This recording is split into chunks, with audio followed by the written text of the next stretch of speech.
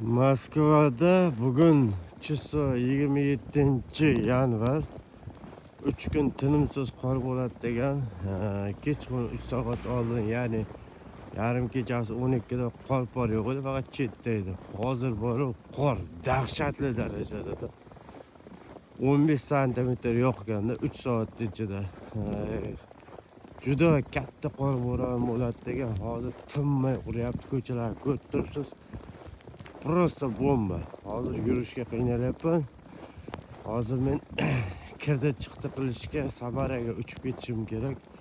O'shanga metroga ketyapman. Bilet bunaqa darajada qor yog'adi deb o'ylamagandim.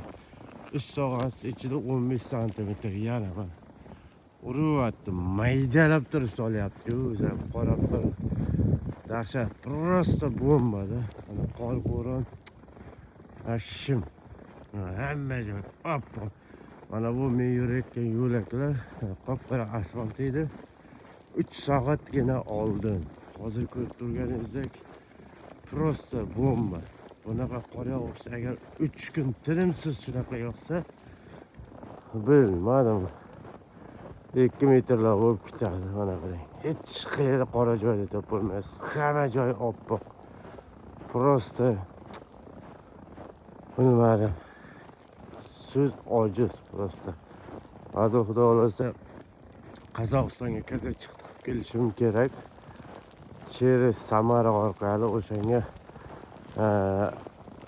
samolyot orqali boraman Samaraga. Samaraga qo'nib Qozog'istonga yana taksida o'tib kelaman. Shuni bir sherigim shunaqa borib yurar ekan, bir sinab ko'ray qani dedim. Agar hamma narsa cho'tka normalda bo'lsa, mana shu haqida video olishga harakat qilaman. Chegaralarda hamma joyda prosta boru bomba, qorni qarang. Qor juda bomba. Bile bunaqa 15 yil, 20 yildan beri shu Rossiyada yurgan bo'lsam, bunaqa qor yog'ishini men ko'rmaganman. 3 soatda bor yo'q 15 santimetr. Oyog'i prosta bomba.